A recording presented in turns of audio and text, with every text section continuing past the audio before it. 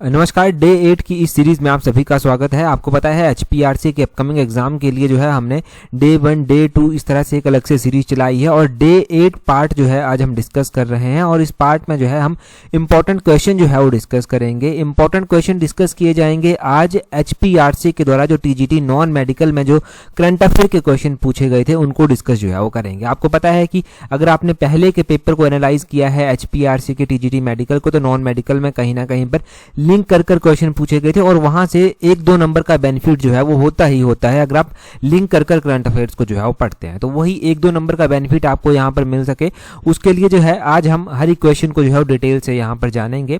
Question number 1 से discussion को start करते हैं। बोलते हैं which new national sports award was announced in honour of Assamese athlete in 2025। तो बोलते हैं कि 2025 में जो है वो असामी इनके असम स्टेट के एक एथलीट हैं, उनके सम्मान में जो है वो कौन सा राष्ट्रीय खेल पुरस्कार जो है वो घोषित किया गया है। तो असम के जो है वो एक जो है वो एथलीट हैं, उनके नाम पर अभी एक अवार्ड जो है वो उसकी घोषणा की गई है। उस अवार्ड का क्या नाम है? उस अवार्ड का नाम आपने ध्यान रखना है कि Arjun Bhogeswar Baruah national sports award जो है वो उसका नाम जो है वो रखा गया है। ऑप्शन डी इस क्वेश्चन का जो है वो सही आंसर हो जाएगा।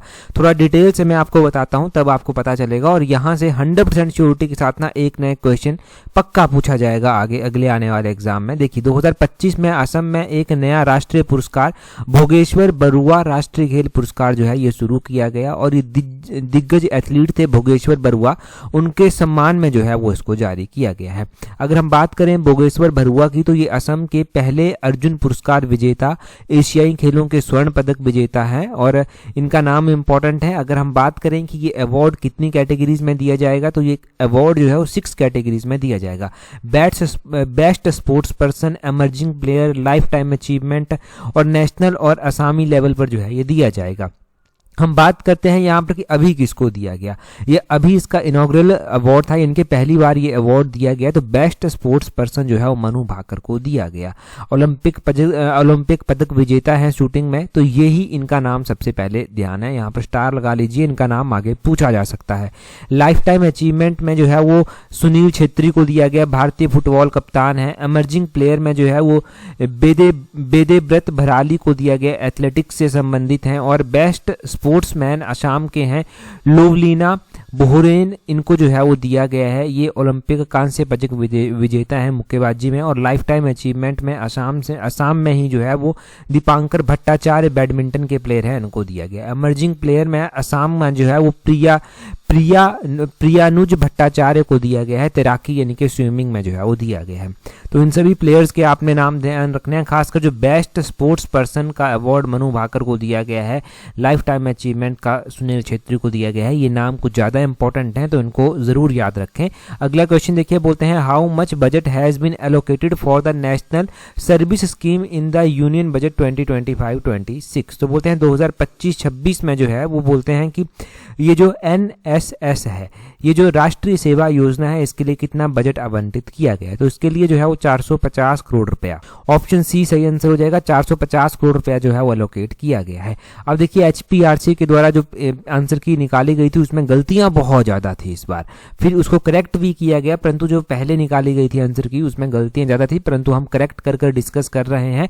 ये जो नेशनल सर्विस स्कीम है इसका एम क्या है? इसका एम है develop character and personality of youth in school and colleges. तो यूथ में जो है उनकी पर्सनैलिटी को डेवलप करना, उनके कैरेक्टर को डेवलप करना स्कूल्स और कॉलेजेस में, ये इस NSS का जो है वो एम है। अब बोलते हैं ये जो है ministry of youth affairs and sports के तहत आती है। तो ministry of youth affairs and sports को कितना एलोकेट किया गया था बजट में?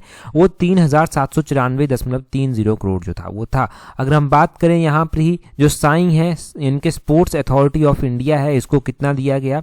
तो ये जो साई है ना, ये इसका काम होता है कि नेशनल कैंप ऑर्गेनाइज कराना, लॉजिकल अरेंजमेंट एथलीट्स को देना। तो इसमें जो है वो 830 करोड़ रुपया जो है वो एलोकेट किया गया है, पहले 815 करोड़ था पिछली बार। बोलते हैं SAI is responsible for maintaining and utilising stadia across the country. और आगे हम देखेंगे यहाँ पर कि नेशनल डोप टेस्टिंग लेबोरेटरी को जो है वो 23 करोड़ रुपया जो है वो दिया गया है। इससे पहले 2024-25 में उसको 18.70 करोड़ जो था वो दिया गया था।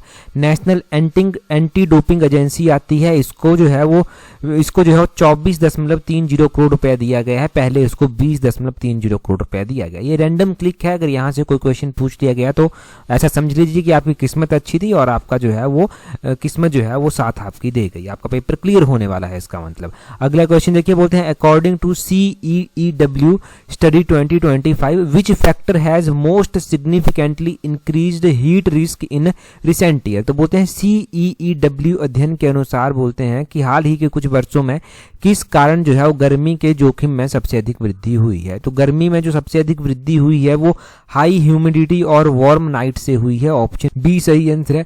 अब इस तरह के क्वेश्चन कैसे सॉल्व होंगे? कोई ऐसी मैगजीन नहीं है जो इस तरह के क्वेश्चंस को प्रॉपरली सॉल्व कर सके, किसी एक मैगजीन में रैंडमली होगा तो होगा। ये क्वेश्चंस सॉल्व होते हैं डेली न्यूज़पेपर पढ़ने से। डेली न्यूज़पेपर पढ़ते हैं तो ये स्टडीज आती हैं, वहां से आपको चीजें खुद ही याद रह जाती हैं और एग्जाम में सही क्लिक करने में आपको जो है वो हेल्प मिलती है। आर्टिकल न्यूज़पेपर में आते हैं, वहां से भी जो है वो आपको हेल्प मिलती है। अगर हम बात करें अकॉर्डिंग टू 2025 CEEW स्टडी, तो यहाँ पर बोलते हैं कि मोस्ट सिग्निफिकेंट फैक्टर जो रहे जिससे हीट जो है वो इंक्रीज हुई इंडिया में, उसमें जो है वो राइजिंग टेम्परेचर था, combination of rising temperature, increasing relative humidity and dangerously warm night, और alongside factors like rapid urbanisation, जो अर्बनाइजेशन बहुत ज़्यादा हो रही है, सिटीज़ में हीट ट्रैप होकर रह जाती है, और सोशल इकोनॉमिक वल्नरेबिलिटीज़ हैं वो जो है वो इफेक्ट जो है वो करती हैं। ये बेसिक कारण जो है वो बताए गए हैं। तो वेरी वार्म नाइट और फास्टर इंक्रीज दैट, जो रातें बहुत ज़्यादा गर्म हो रही हैं वो जो है वो टेम्परेचर को इंक्रीज कर रही हैं। ठीक है, तो यही जो है वो कारण कुछ बताए गए थे, तो ये कारण आपने ध्यान रखने हैं। अगले क्वेश्चन में बोलते हैं Andhra Pradesh initiative to set up 4,472 health clinics received partial financial support from which central government scheme. तो बोलते हैं 4,472 स्वास्थ्य क्लिनिक स्थापित करने की आंध्र प्रदेश की पहल को किस केंद्र सरकार की योजना से आंशिक वित्तीय सहायता मिली है। तो देखिए, आंध्र प्रदेश ने जो है 4,472 हेल्थ क्लिनिक जो है वो स्थापित करने के लिए जो है केंद्र सरकार की एक योजना का जो है वो सहारा लिया है। ये योजना है प्रधानमंत्री Ayushman Bharat health infrastructure mission, option D इसका सही आंसर हो जाएगा। परंतु ये क्वेश्चन आसान माना जाएगा, आसान, बहुत ही ज्यादा आसान। यहाँ पर ऑप्शंस देखेंगे तो PM किसान सम्मान निधि, ये तो कभी होगा ही नहीं। स्वच्छ भारत मिशन, इसका कोई लेना देना नहीं। और नेशनल रूरल एम्प्लॉयमेंट गारंटी, ये भी कोई लेना देना नहीं है। तो इस क्वेश्चन को आप इजीली टिक कर सकते थे। तो जब भी क्वेश्चन आता है तो ऑप्शंस को बड़े ध्यान से समझिए, और ऑप्शन खुद ब खुद एलिमिनेट हो जाती हैं अगर क्वेश्चन आपने नहीं भी पढ़ा है, तो यहां से हेल्प मिलती है। आगे बोलते हैं who received the Ghana's highest civilian honour the office of the order of star of Ghana in 2025। बोलते हैं 2025 में घाना का सर्वोच्च नागरिक सम्मान officer of the order of the star of घाना किसको दिया गया है? ये प्रधानमंत्री नरेंद्र मोदी को दिया गया है, और इस क्वेश्चन को हम 2-3 बार पढ़ चुके हैं। एक बार तो हमने इसी सीरीज में पढ़ा है, डे 1 डे 2 में। एक बार जब दिया गया था तब करंट अफेयर में जो था वो पढ़ा था, और एक बार करंट अफेयर रिवीजन में हमने जो था वो पढ़ा था। तो इस तरह से ये क्वेश्चन 2-3 बार हमारे वीडियोस में रिवाइज हो चुका है। देखिए, दिसंबर महीने से स्टार्ट करते हैं। दिसंबर महीने में प्रधानमंत्री ओमान की यात्रा पर गए थे, तो उनको ऑर्डर ऑफ ओमान अवार्ड जो है वो दिया गया।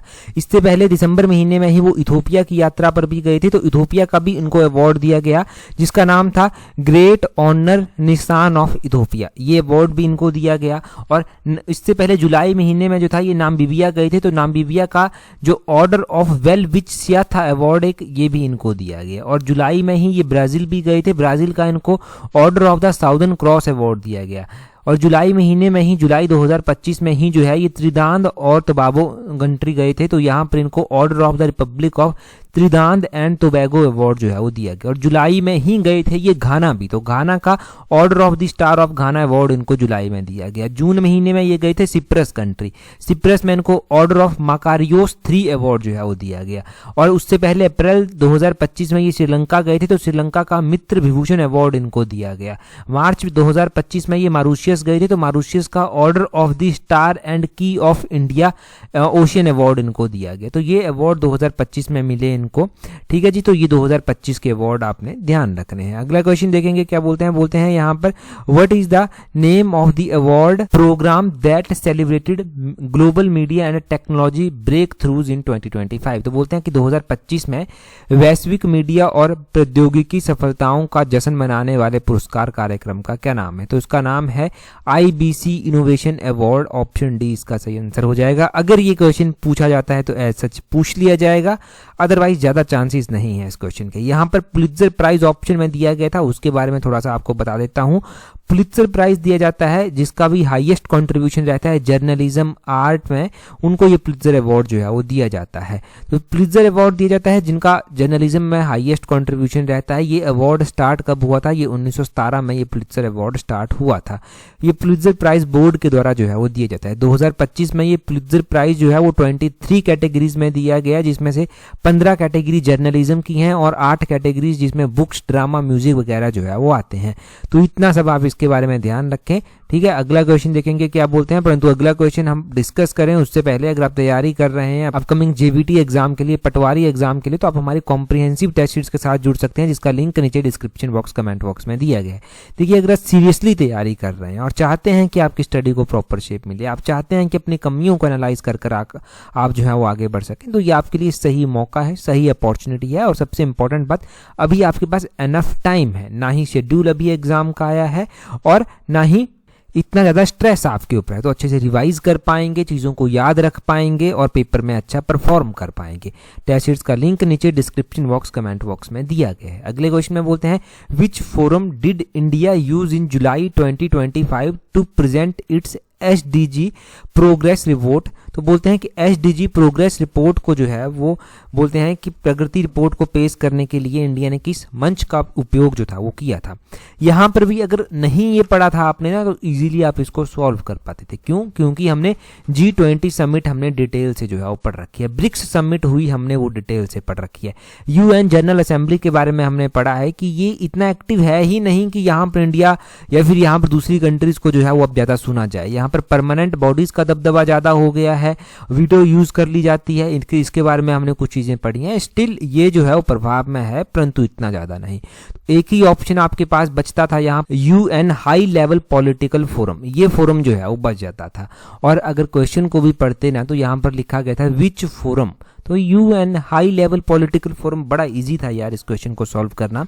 और हम बात करते हैं SDG के बारे में। SDG में हम इंडिया का रैंक पढ़ चुके हैं कि 99 रैंक रहा है और ये क्वेश्चन 2 बार HPRC के द्वारा ऑनलाइन एग्जाम में पूछा गया।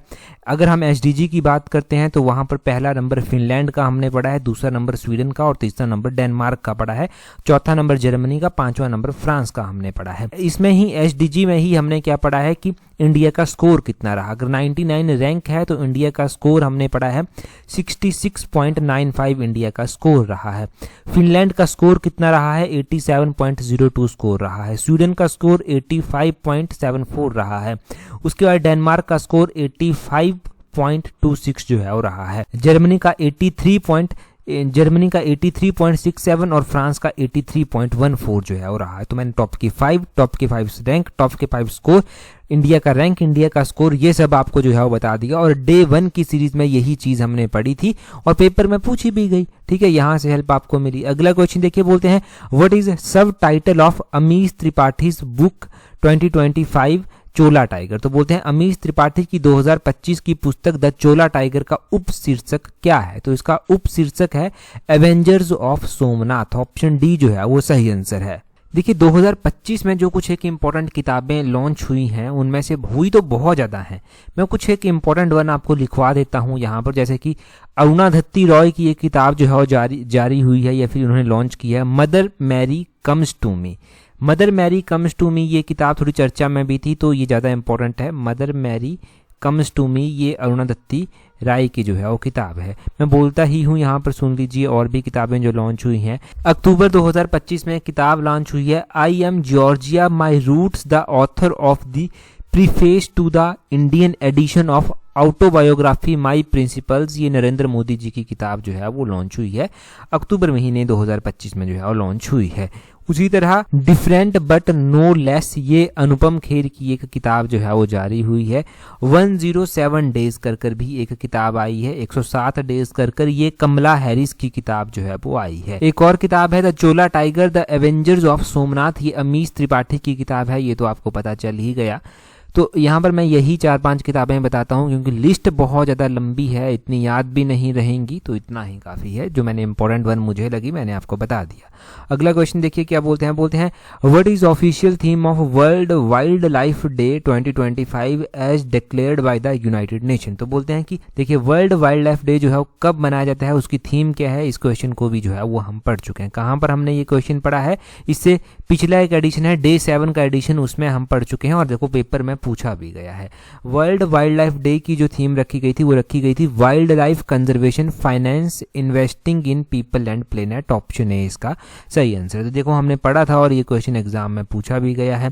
अगर हम बात करते हैं इंपॉर्टेंट डेज और उनकी थीम की, तो डे 7 में तो हम कुछ चीज़ें पढ़ ही चुके हैं, परंतु यहाँ पर भी कुछ अलग से चीज़ें रिवाइज करवाता हूँ आपको।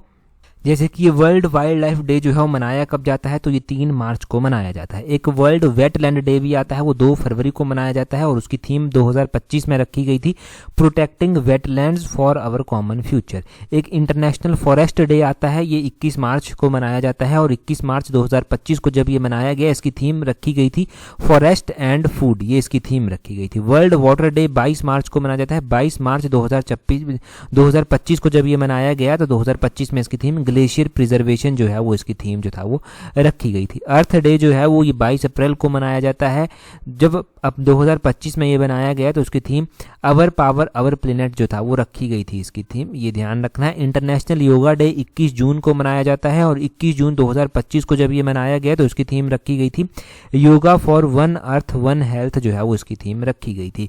वर्ल्ड ओजोन डे 16 सितंबर को मनाया जाता है और 16 सितंबर 2025 को इसकी थीम रखी गई थी for science to global action, ये इसकी थीम जो था वो रखी गई थी।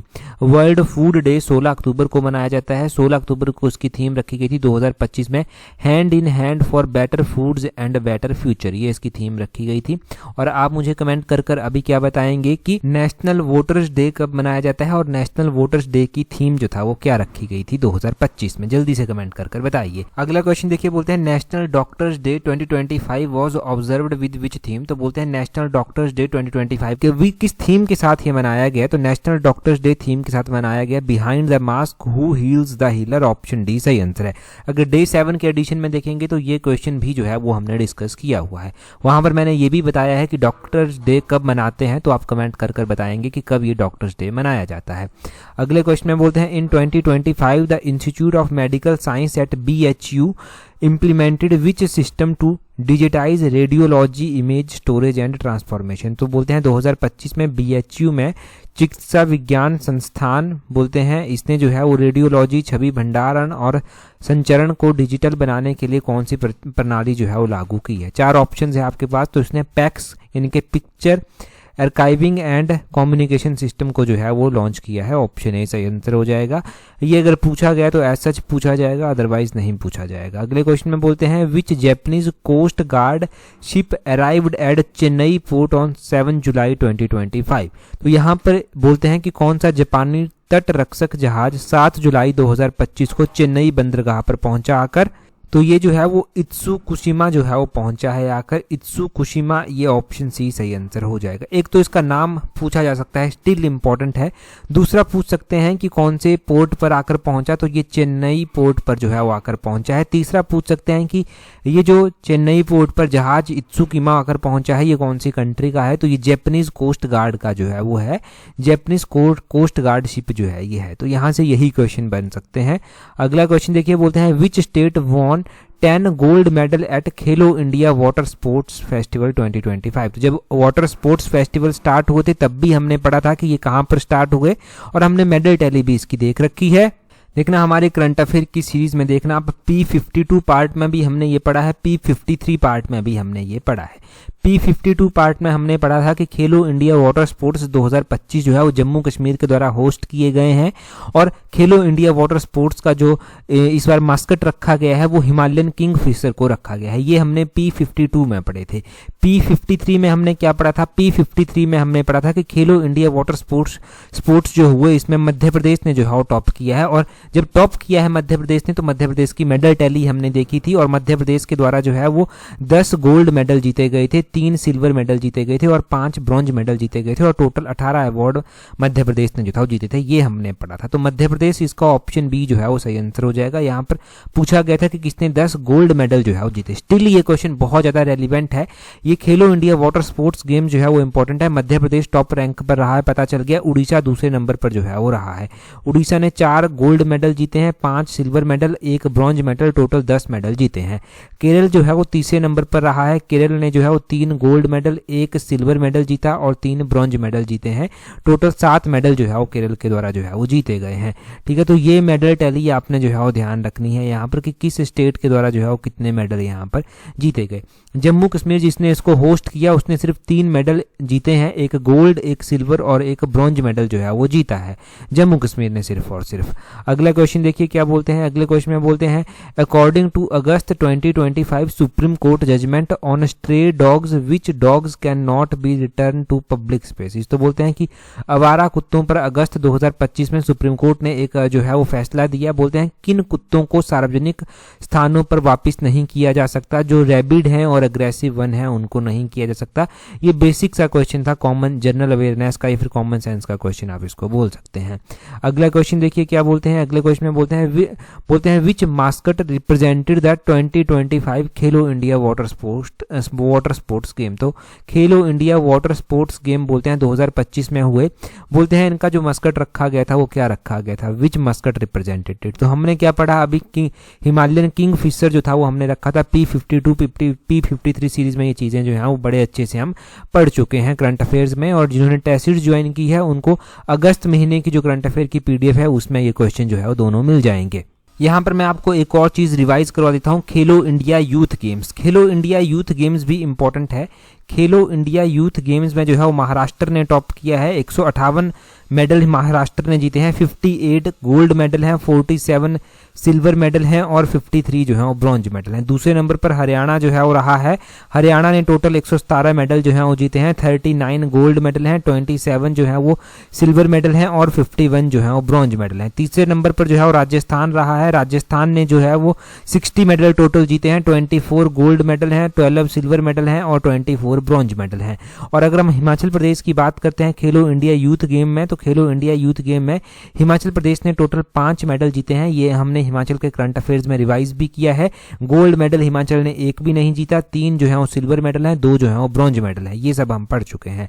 आगे बोलते हैं कर्तव्य भवन 3 inaugurated on 6 August 2025 is part of which redevelopment project. तो बोलते हैं कि कर्तव्य भवन 3 को जो है वो इनॉग्रेट किया गया, बोलते हैं 6 अगस्त 2025 को। ये किस पुनर्विकास परियोजना का हिस्सा है। तो यहां पर भी मैंने कहा है आपको कि ऑप्शंस को देखते तो एकदम से क्वेश्चन क्लियर हो जाता है।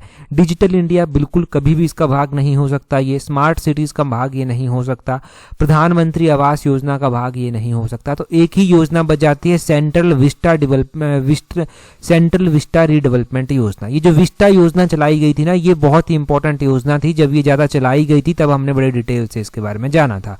ऑप्शन सी इसका सही आंसर होगा। आगे बोलते हैं which major employment scheme announced on 15 August 2025 offer 15,000 to individuals securing their first private sector job। तो बोलते हैं कि 15 अगस्त 2025 को कौन सी योजना जो है वो रोजगार योजना जो है वो लॉन्च की गई है, जिसमें जो है वो पहली नौकरी हासिल करने वाले व्यक्तियों को 15,000 रुपये प्रदान किया जाएगा। तो इसमें जो है वो PM विकसित भारत रोजगार योजना जो है वो चलाई गई है। ऑप्शन डी सही आंसर है। 15 अगस्त 2025 को ये PM विकसित भारत रोजगार योजना चलाई गई है और इस योजना के तहत निजी क्षेत्र की पहली नौकरी हासिल करने वाले व्यक्तियों को 15,000 जो है वो प्रदान किया जाएगा, ये कहा गया। तो ये क्वेश्चन हमने 5 शिफ्टों के क्वेश्चन जो है वो डिस्कस कर लिए एक साथ। बाकी टेलीग्राम पर ज्वाइन करने के लिए अपने टेलीग्राम से सर्च करना है @allexam31। वहां पर आपको ये PDF मिल जाएगी। जिन्होंने टेस्ट सीरीज ज्वाइन की हुई है उनको टेस्ट सीरीज ग्रुप पर ऑलरेडी मिल चुकी है। अगर आपने प्रीवियस वीडियो को देखा था तो आपके लिए क्वेश्चन है, what is theme of world environment day 2025। World environment day 2025 का क्या जो है वो थीम रखा गया था और ये वर्ल्ड एनवायरनमेंट डे मनाया कब जाता है, ये आप कमेंट कर जो है वो जल्दी से बताएंगे। आज की इस वीडियो में इतना ही है। That's all for today. Thank you very much for watching and listening it very patiently.